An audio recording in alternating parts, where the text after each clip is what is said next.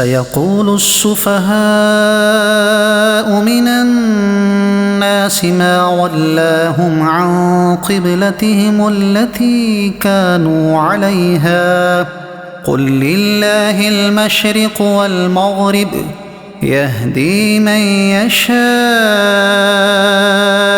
إلى صراط مستقيم۔ ترجمہ: اب بے وقوف لوگ کہیں گے ان مسلمانوں کو ان کے اس قبلے سے کس نے پھیر دیا جس پر یہ پہلے تھے؟ تم فرما دو مشرق و مغرب سب اللہ ہی کا ہے، وہ جسے چاہتا ہے سیدھے راستے کی طرف ہدایت دیتا ہے۔ سيقول السفهاء من الناس۔ اب بے وقوف لوگ کہیں گے، تفسیر صراط الجنان میں ہے، اس آیت کے شان نزول کے بارے میں مفسرین کا ایک قول یہ ہے کہ یہ آیت یہودیوں کے بارے میں نازل ہوئی کہ جب بیت المقدس کی جگہ خانہ کعبہ کو قبلہ بنایا گیا تو اس پر انہوں نے اعتراض کیا کیونکہ یہ تبدیلی انہیں ناگوار تھی۔ دوسرا قول یہ ہے کہ یہ آیت مکے کے مشرکین کے بارے میں نازل ہوئی کہ جب قبلہ تبدیل ہوا تو انہوں نے آپس میں کہا کہ محمد مصطفیٰ صلی اللہ تعالی علیہ وسلم اپنے دین کے بارے میں تردد کا شکار ہیں اور ابھی تک ان کے دل میں اپنی ولادت گاہ یعنی مکہ مکرمہ کا اشتیاق موجود ہے، لہٰذا جب انہوں نے تمہارے شہر کی طرف توجہ کر لی ہے تو ہو سکتا ہے کہ وہ تمہارے دین کی طرف بھی لوٹ آئیں۔ تیسرا قول یہ ہے کہ یہ آیت منافقوں کے بارے میں نازل ہوئی کیونکہ انہوں نے اسلام کا مذاق اڑاتے ہوئے قبلے کی تبدیلی پر اعتراض کیا تھا۔ چوتھا قول یہ ہے کہ یہ آیت مشرکین، منافقین اور یہودی تینوں کے بارے میں ہو سکتی ہے کیونکہ قبلے کی تبدیلی پر طعن و تشنیع کرنے میں سب شریک تھے۔ اس آیت مبارکہ میں غیب کی خبر بھی ہے کہ پہلے سے فرما دیا گیا کہ بے وقوف و جاہل لوگ قبلے کی تبدیلی پر اعتراض کریں گے، چنانچہ ویسا ہی واقع ہوا کہ لوگوں نے اس پر اعتراض کیا۔ السفہاء من الناس، بے وقوف لوگ، تفسیر صراط الجنان میں ہے، قبلے کی تبدیلی پر اعتراض کرنے والوں کو بے وقوف اس لیے کہا گیا کہ وہ ایک واضح بات پر اعتراض کر رہے تھے کیونکہ سابقہ انبیاء کرام علیہم الصلاۃ والسلام نے نبی آخر الزماں صلی اللہ تعالی علیہ وسلم کے خصائص میں آپ کا لقب ذو القبلتین یعنی دو قبلوں والا ہونا بھی ذکر فرمایا تھا، اور قبلے کی تبدیلی تو اس بات کی دلیل تھی کہ یہ وہی نبی ہیں جن کی پہلے انبیاء کرام علیہم الصلاۃ والسلام خبر دیتے آئے ہیں، تو صداقت کی دلیل کو تسلیم کرنے کی بجائے اسی پر اعتراض کرنا حماقت ہے، اس لیے انہیں بے وقوف کہا گیا۔ جیسے کوئی دھوپ کے روشن ہونے کو سورج کے طلوع ہونے کی دلیل بنانے کی بجائے طلوع نہ ہونے کی دلیل بنائے تو اسے بے وقوف کے سوا اور کیا کہا جائے گا۔ دینی مسائل پر بے جا اعتراضات کرنے والے بے وقوف ہیں۔ اس آیت میں بیت المقدس کے بعد خانہ کعبہ کو قبلہ بنائے جانے پر اعتراض کرنے والوں کو بے وقوف کہا گیا۔ اس سے معلوم ہوا کہ جو شخص دینی مسائل کی حکمتیں نہ سمجھ سکے اور ان پر بے جا اعتراض کرے وہ احمق اور بے وقوف ہے، اگرچہ دنیاوی کاموں میں وہ کتنا ہی چالاک ہو۔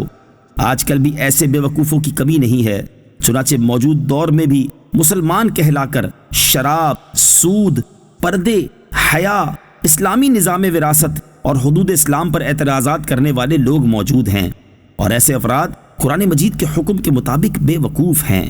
ما ولاهم عن قبلتهم التي كانوا عليها۔ ان مسلمانوں کو ان کے اس قبلے سے کس نے پھیر دیا جس پر یہ پہلے تھے؟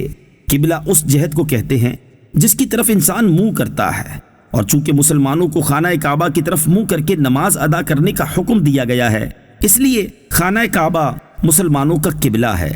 خانہ کعبہ اور بیت المقدس کن زمانوں میں قبلہ بنے؟ یاد رہے کہ حضرت آدم علیہ السلام سے لے کر حضرت موسیٰ علیہ السلام تک کعبہ ہی قبلہ رہا، پھر حضرت موسیٰ علیہ السلام سے لے کر حضرت عیسیٰ علیہ السلام تک بیت المقدس قبلہ رہا، اور مسلمان بھی مدینہ منورہ میں آنے کے بعد تقریباً 16-17 ماہ تک بیت المقدس کی طرف منہ کر کے نماز پڑھتے رہے، اور اس کے بعد نماز ظہر کی ادائیگی کے دوران مسجد قبلتین میں قبلے کی تبدیلی کا واقعہ ہوا۔ نیز یہ بھی یاد رہے کہ حج ہمیشہ کعبے ہی کا ہوا ہے، بیت المقدس کا حج کبھی نہیں ہوا۔ قل للہ المشرق والمغرب، تم فرما دو مشرق و مغرب سب اللہ ہی کا ہے۔ قبلہ پر اعتراض کرنے والے تمام لوگوں کو ایک ہی جواب دیا کہ انہیں کہہ دو مشرق و مغرب سب اللہ تعالیٰ کا ہے، اسے اختیار ہے جسے چاہے قبلہ بنائے، کسی کو اعتراض کا کیا حق ہے؟ بندے کا کام فرما برداری کرنا ہے۔ گویا فرمایا کہ اے حبیب صلی اللہ تعالی علیہ وآلہ وسلم آپ فرما دو، ہم مشرق و مغرب کے پجاری نہیں کہ سمتوں پر اڑے رہیں، بلکہ ہم تو اپنے رب کی عبادت کرنے والے ہیں۔ وہ جدھر منہ کرنے کا ہمیں حکم فرمائے ہم ادھر ہی منہ کر کے نماز پڑھتے ہیں اور پڑھتے رہیں گے۔ وَكَذَلِكَ جَعَلْنَاكُمْ أُمَّةً وَسَطًا لِتَكُونُوا شُهَدَاءَ عَلَى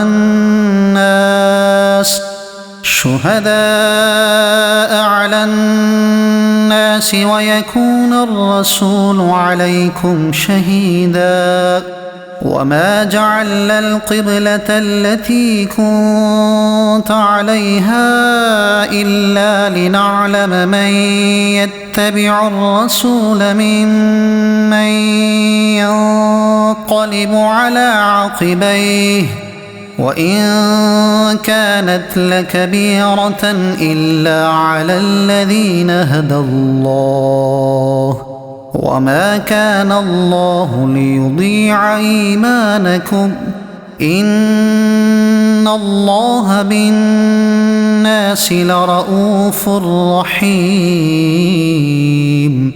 ترجمہ: اور اسی طرح ہم نے تمہیں بہترین امت بنایا کہ تم لوگوں پر گواہ بنو اور یہ رسول تمہارے نگہبان و گواہ ہوں، اور اے حبیب تم پہلے جس قبلے پر تھے ہم نے وہ اسی لیے مقرر کیا تھا کہ دیکھے کون رسول کی پیروی کرتا ہے اور کون الٹے پاؤں پھر جاتا ہے، اور بے شک وہ لوگ جنہیں اللہ نے ہدایت دی تھی ان کے علاوہ لوگوں پر یہ بہت بھاری تھی، اور اللہ کی یہ شان نہیں کہ تمہارا ایمان ضائع کر دے، بے شک اللہ لوگوں پر بہت مہربان رحم والا ہے۔ وَكَذَلِكَ جَعَلْنَاكُمْ أُمَّةً وَسَطًا، اور اسی طرح ہم نے تمہیں بہترین امت بنایا۔ تفسیر صراط الجنان میں ہے، یعنی اے مسلمانوں جس طرح ہم نے تمہیں ہدایت دی اور خانہ کعبہ کو تمہارا قبلہ بنایا اسی طرح ہم نے تمہیں بہترین امت بنایا۔ حضور پرنور صلی اللہ تعالی علیہ وسلم کی امت زمانے کے لحاظ سے سب سے پیچھے ہے اور مرتبے کے لحاظ سے سب سے آگے، یعنی افضل ہے۔ افضل کے لیے یہاں وسط کا لفظ استعمال کیا گیا ہے، اور عربی میں بہترین کے لیے بھی وسط کا لفظ استعمال ہوتا ہے۔ لِتَكُونُوا شُهَدَاءَ، تاکہ تم گواہ ہو جاؤ۔ تفسیر صراط الجنان میں ہے، مسلمان دنیا اور آخرت میں گواہ ہیں۔ دنیا میں تو اس طرح کہ مسلمان کی گواہی مومن و کافر سب کے بارے میں شرعاً معتبر ہے، اور کافر کی گواہی مسلمان کے خلاف معتبر نہیں۔ نیز اللہ تعالیٰ کے فضل سے مردوں کے حق میں بھی اس امت کی گواہی معتبر ہے، اور رحمت و عذاب کے فرشتے اس کے مطابق عمل کرتے ہیں۔ چنانچہ بخاری شریف میں حضرت انس بن مالک رضی اللہ تعالی عنہ سے روایت ہے کہ صحابہ کرام رضی اللہ تعالیٰ عنہ کے پاس سے ایک جنازہ گزرا تو انہوں نے اس کی تعریف کی۔ نبی پاک علیہ الصلوۃ والسلام نے فرمایا واجب ہو گئی۔ پھر دوسرا جنازہ گزرا، صحابہ کرام نے اس کی برائی بیان کی، پیارے آقا علیہ الصلوۃ والسلام نے فرمایا واجب ہو گئی۔ حضرت عمر فاروق رضی اللہ تعالی عنہ نے دریافت کیا یا رسول اللہ صلی اللہ تعالی علیہ وسلم کیا چیز واجب ہو گئی؟ ارشاد فرمایا پہلے جنازے کی تم نے تعریف کی اس کے لیے جنت واجب ہو گئی، اور دوسرے کی تم نے برائی بیان کی اس کے لیے دوزخ واجب ہو گئی۔ تم زمین میں اللہ تعالیٰ کے گواہ ہو، اور آخرت میں اس امت کی گواہی یہ ہے کہ جب تمام اولین و آخرین جمع ہوں گے اور کفار سے فرمایا جائے گا کیا تمہارے پاس میری طرف سے ڈرانے اور احکام پہنچانے والے نہیں آئے؟ تو وہ انکار کریں گے اور کہیں گے کہ کوئی نہیں آیا۔ حضرت انبیاء علیہ الصلوۃ والسلام سے دریافت فرمایا جائے گا تو وہ عرض کریں گے یہ جھوٹے ہیں، ہم نے انہیں تبلیغ کی ہے۔ اس بات پر انبیاء کرام علیہ الصلوۃ والسلام سے کافروں پر حجت قائم کرنے کے لیے دلیل طلب کی جائے گی۔ وہ عرض کریں گے کہ امت محمدیہ ہماری گواہ ہے۔ چنانچہ یہ امت پیغمبروں کے حق میں گواہی دے گی کہ ان حضرات نے تبلیغ فرمائی۔ اس پر گزشتہ امت کے کفار کہیں گے امت محمدیہ کو کیا معلوم، یہ تو ہم سے بعد میں آئے تھے۔ چنانچہ امت محمدیہ سے دریافت فرمایا جائے گا کہ تم کیسے جانتے ہو؟ وہ عرض کریں گے یا رب عز و جل تو نے ہماری طرف اپنے رسول جناب محمد مصطفیٰ صلی اللہ تعالی علیہ وسلم کو بھیجا، قرآن پاک نازل فرمایا، ان کے ذریعے سے ہم قطعی اور یقینی طور پر جانتے ہیں کہ حضرات انبیاء علیہ الصلوۃ والسلام نے کامل طریقے سے فرض تبلیغ ادا کیا۔ پھر سید الانبیاء صلی اللہ تعالی علیہ وسلم سے آپ کی امت کے متعلق دریافت فرمایا جائے گا تو حضور پر نور صلی اللہ تعالی علیہ وآلہ وسلم ان کی تصدیق فرمائیں گے۔ زبان کی احتیاط نہ کرنے کا نقصان۔ یہاں یہ بات یاد رہے کہ یہ تمام گواہیاں امت کے صالحین اور اہل صدق حضرات کے ساتھ خاص ہیں، اور ان کے معتبر ہونے کے لیے زبان کی نگہداشت شرط ہے۔ جو لوگ زبان کی احتیاط نہیں کرتے اور بے جا خلاف شرع کلمات ان کی زبان سے نکلتے ہیں اور ناحق لعنت کرتے ہیں، صحیح حدیثوں کے مطابق روز قیامت نہ وہ شفاعت کریں گے اور نہ وہ گواہ ہوں گے۔ وَيَكُونَ الرَّسُولُ عَلَيْكُمْ شَهِيدًا، رسول تم پر گواہ ہوں گے۔ تفسیر صراط الجنان میں ہے، علامہ اسماعیل حقی رحمۃ اللہ تعالی علیہ فرماتے ہیں حضور پر نور صلی اللہ تعالی علیہ وآلہ وسلم کی گواہی یہ ہے کہ آپ ہر ایک کے دینی رتبے اور اس کے دین کی حقیقت پر مطلع ہیں۔ آپ صلی اللہ تعالی علیہ وسلم اس چیز سے واقف ہیں جو کسی کا دینی رتبہ بڑھنے میں رکاوٹ ہے۔ آپ علیہ الصلوۃ والسلام کو لوگوں کے گناہ معلوم ہیں۔ آپ صلی اللہ تعالی علیہ وسلم ان کے ایمان کی حقیقت، اعمال، نیکیاں، برائیاں، اخلاص اور نفاق وغیرہ کو نور حق سے جانتے ہیں۔ ایسا ہی کلام شاہ عبد العزیز محدث دہلوی رحمۃ اللہ تعالی علیہ نے اپنی تفسیر فتح العزیز میں بھی ذکر فرمایا ہے۔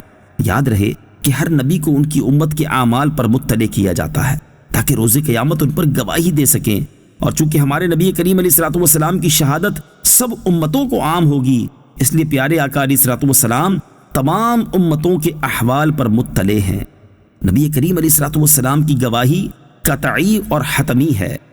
یہ بات حقیقت ہے کہ نبی پاک علیہ الصلوۃ والسلام کی گواہی قطعی و حتمی ہے۔ ہمارے پاس قرآن کے کلام الہی ہونے کی سب سے بڑی دلیل سرور کائنات صلی اللہ تعالی علیہ وسلم کی گواہی ہے، اور جیسے یہ گواہی قطعی طور پر مقبول ہے، اسی طرح حضور اکرم علیہ الصلوۃ والسلام کی گواہی دنیا میں اپنی امت کے حق میں مقبول ہے۔ لہذا حضور سید المرسلین صلی اللہ تعالی علیہ وسلم نے اپنے زمانے کے حاضرین کے متعلق جو کچھ فرمایا، مثلا صحابہ کرام، ازواج مطہرات اور اہل بیت کرام رضی اللہ تعالی عنہم کے فضائل و مناقب، یا غیر موجود لوگوں جیسے حضرت اویس کرنی رضی اللہ تعالیٰ عنہ، یا بعد والوں کے لیے جیسے حضرت امام مہدی رضی اللہ تعالیٰ عنہ وغیرہ کے لیے جو کچھ فرمایا، ان سب کو تسلیم کرنا لازم ہے۔ لِنَعْلَمَ مَن يَتَّبِعُ الرَّسُولَ، تاکہ دیکھے کہ کون رسول کی پیروی کرتا ہے۔ تفسیر صراط الجنان میں ہے، قبلے کی تبدیلی کی ایک یہ حکمت ارشاد ہوئی کہ اس سے مومن و کافر میں فرق و امتیاز ہو جائے گا کہ کون حضور اقدس صلی اللہ تعالی علیہ وسلم کے حکم پر قبلہ تبدیل کرتا ہے اور کون آپ صلی اللہ تعالی علیہ وسلم کی نافرمانی کرتا ہے۔ چنانچہ قبلے کی تبدیلی پر بہت سے کمزور ایمان والے اسلام سے پھر گئے، منافقین نے اسلام پر اعتراض شروع کر دیے، جبکہ پختہ ایمان والے اسلام پر قائم رہے۔ وَإِن كَانَتْ لَكَبِيرَةٌ، اگرچہ یہ تبدیلی بڑی گناہ ہے۔ تفسیر صراط الجنان میں ہے، قبلے کی تبدیلی کو کامل الایمان لوگوں نے تو بڑی خوش دلی سے قبول کیا، لیکن منافقوں پر یہ تبدیلی بڑی گراں گزری۔ منافقت کی علامت، اس سے معلوم ہوا کہ اللہ تعالیٰ کا حکم معلوم ہونے کے بعد قبول کرنے سے دل میں تنگی محسوس کرنا منافقت کی علامت ہے۔ ہمارے معاشرے میں بھی لوگوں کی ایک تعداد ایسی ہے جن میں یہ مرض بڑی شدت اختیار کیے ہوئے ہے، اور اسی مرض کی وجہ سے اللہ تعالیٰ کے احکام پر عمل کرنا ان کے لیے بہت دشوار ہو چکا ہے۔ حالانکہ کامل مسلمان کی شان تو یہ ہے کہ جب اسے اللہ تعالیٰ کا کوئی حکم معلوم ہو جائے تو وہ اس کے سامنے سر تسلیم خم کر دے اور اپنے نفس سے اٹھنے والی وہ آواز وہیں دبا دے جو اللہ تعالیٰ کے حکم پر عمل کرنے کے معاملے میں اسے روک رہی ہو یا اس کے دل میں تنگی پیدا کر رہی ہو۔ اللہ تعالیٰ مسلمانوں کو ہدایت عطا فرمائے۔ وَمَا كَانَ اللَّهُ لِيُضِيعَ إِيمَانَكُمْ، اور اللہ کی یہ شان نہیں کہ تمہارا ایمان ضائع کر دے۔ تفسیر صراط الجنان میں ہے، قبلے کی تبدیلی یہودیوں کو ہضم نہیں ہو رہی تھی اور یہ طرح طرح سے مسلمانوں کو اس کے خلاف بھڑکانے کی کوششیں کر رہے تھے۔ چنانچہ کچھ یہودیوں نے بیت المقدس کی طرف منہ کر کے پڑھی گئی نمازوں کے بارے میں مسلمانوں کے سامنے چند اعتراضات کیے، اور بیت المقدس کی طرف منہ کر کے نماز پڑھنے کے زمانے میں جن صحابہ کرام نے وفات پائی ان کی نمازوں کے درست ہونے پر مسلمانوں سے دلیل مانگی، تو ان کے رشتہ داروں نے تاجدار رسالت صلی اللہ تعالی علیہ وآلہ وسلم سے ان کی نمازوں کا حکم دریافت کیا کہ وہ نمازیں ہوئیں یا نہیں۔ اس پر یہ آیت کریمہ نازل ہوئی اور انہیں اطمینان دلایا گیا کہ ان صحابہ کرام کی نمازیں ضائع نہیں ہوئیں، ان پر انہیں ثواب ملے گا۔ یاد رہے کہ اس آیت مبارکہ میں ایمان سے مراد نماز ہے۔ اصل الاصول چیز نبی کریم علیہ الصلوۃ والسلام کی پیروی ہے۔ قبلے کی تبدیلی سے پہلے مسلمانوں نے بیت المقدس کی طرف منہ کر کے جتنی نمازیں پڑھی تھیں انہیں صحیح قرار دیا گیا، کیونکہ بیت المقدس کی طرف منہ کر کے جو نمازیں پڑھی گئیں وہ بھی اتباع رسول صلی اللہ تعالیٰ علیہ وسلم میں ہی تھیں، اور اب جو خانہ کعبہ کی طرف منہ کر کے پڑھتے ہیں یہ بھی اطاعت رسول میں پڑھتے ہیں، لہٰذا ان سب کی نمازیں درست ہیں۔ حضور اکرم صلی اللہ تعالیٰ علیہ وسلم بیت المقدس کی طرف منہ کر کے نماز پڑھیں اور کوئی اس وقت خانہ کعبہ کی طرف منہ کر کے نماز پڑھے وہ بھی مردود ہے، اور حضور پر نور صلی اللہ تعالیٰ علیہ وسلم خانہ کعبہ کی طرف منہ کر کے نماز پڑھیں اور کوئی اس وقت بیت المقدس کی طرف منہ کر کے پڑھے وہ بھی مردود ہے، کہ اصل الاصول چیز تو نبی پاک علیہ الصلوۃ والسلام کی اتباع ہے۔ اسی کو فرمایا لنعلم من یتبع الرسول، تاکہ دیکھیں کہ کون رسول کی پیروی کرتا ہے۔ اعلیٰ حضرت امام احمد رضا خان رحمۃ اللہ تعالی علیہ کیا خوب فرماتے ہیں، ثابت ہوا کہ جملہ فرائض فروع ہیں، ثابت ہوا کہ جملہ فرائض فروع ہیں، اصل الاصول بندگی اس تاجور کی ہے۔ نماز کی اہمیت، اس آیت سے معلوم ہوا کہ نماز کی بہت اہمیت ہے، کہ قرآن میں اسے ایمان فرمایا گیا ہے، کیونکہ اسے ادا کرنا اور باجماعت پڑھنا کامل ایمان کی دلیل ہے۔ حضرت جابر رضی اللہ تعالیٰ عنہ سے روایت ہے، حضور اقدس صلی اللہ تعالیٰ علیہ وسلم نے ارشاد فرمایا، کفر اور ایمان کے درمیان فرق نماز کا چھوڑنا ہے۔ حضرت بریدہ رضی اللہ تعالیٰ عنہ سے روایت ہے، نبی اکرم صلی اللہ تعالیٰ علیہ وسلم نے ارشاد فرمایا، ہمارے اور ان کافروں کے درمیان عہد نماز ہی ہے، جس نے اسے چھوڑا تو اس نے کفر کیا۔ حضرت ابو سعید خدری رضی اللہ تعالیٰ عنہ سے روایت ہے، نبی کریم صلی اللہ تعالیٰ علیہ وسلم نے ارشاد فرمایا، اسلام کی نشانی نماز ہے، تو جس نے نماز کے لیے دل کو فارغ کیا اور نماز کے تمام ارکان و شرائط اس کے وقت اور اس کی سنتوں کے ساتھ اس پر مداومت کی تو وہ کامل مومن ہے۔